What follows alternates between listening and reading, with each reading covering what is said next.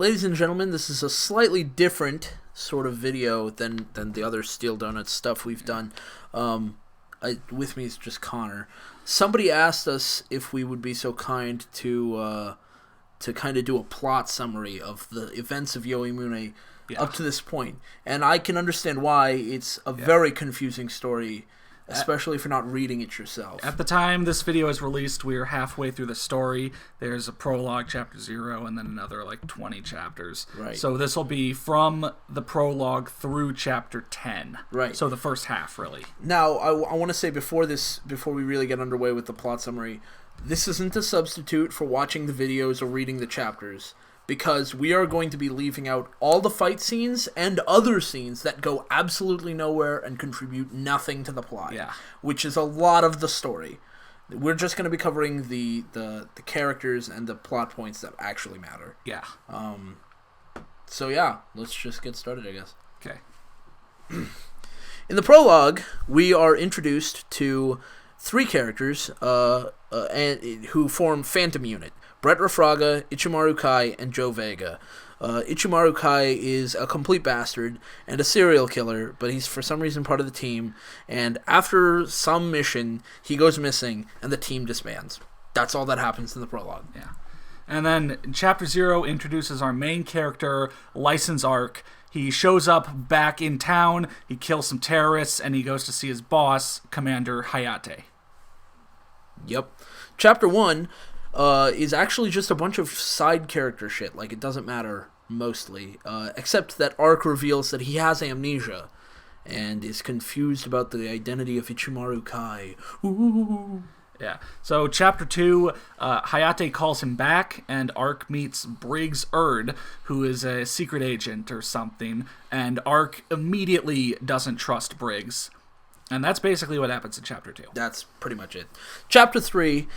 Arc, Briggs, and some other people, Nanoha or whoever, go into the city to fight some bad guys, unspecified. Yeah.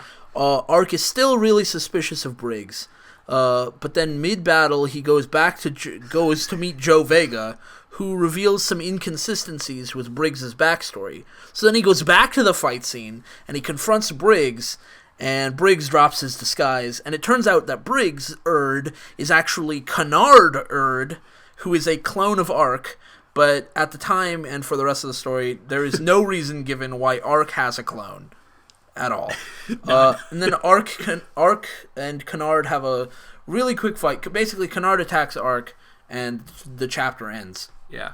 Arc gets, super damaged or something. Chapter 4... Arc regains his memory. It's really just, he regains his memory and he remembers that he was Ichimaru Kai. Big plot twist. Chapter's really just a big flashback showing how he, Bret, and Joe got to be Phantom Unit. And that's Chapter 4. Chapter 5, Arc is awake. He tells everyone not to call him Kai and that he should just go by Arc. And then he gets a few new powers and he tests them out, and then nothing important happens. Yeah. So Chapter 6 introduces some of the other bad guys that work with Canard, and in order of importance to the story and the plot and everything, there is Canard, who is the clone of Arc. There is Beatrix Elysian, a bad guy who's not so bad, and later she becomes a good guy. So. In the next chapter.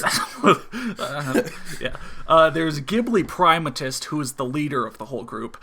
And then there's Barchetta Stradale, who's really just a way for Yoahimune to demonstrate his homophobia. Yeah. I mean, Barchetta kind of does nothing, things, but he doesn't really do anything evil. And finally, way, way down, much, much less important than any of the others is Lycaean Quattroporte, who is literally forgotten for most of the rest of the story. Right. And that's Chapter 6, really. That's Chapter 6. Chapter 7, it's a beach episode, so if you like beach episodes and animes, yay! Arc meets Beatrix, that bad guy who's about to change sides, and Beatrix is having regrets about being a bad guy, and then, inexplicably, they drive Beatrix home to her, presumably to her bad guy floating fortress base. Yeah. So I guess the good guys drive her home. Yeah. And then that's the end of the chapter. All right. Then Chapter 8, there's a new bad guy that shows up named Statius Segato. And really all he does is he mentions Workbow, And people are all like, "Oh, what's that?" And then he dies. Yeah, and that's really all that matters from Chapter 8. Yeah, no, he does nothing else useful. Yeah. Chapter 9, Beatrix officially joins the team. And that's about it that happens in Chapter 9. That's really it. She's a good guy now. Yeah. And then in Chapter 10, all the good guys, they go train on another planet. And that's where we are at the start of Chapter 11. Yeah. So in case you haven't noticed, we left out a bunch of fights. Yeah. And that's because all those fights go fucking nowhere. Yeah. They have like Canard or like really it's just Canard shows up.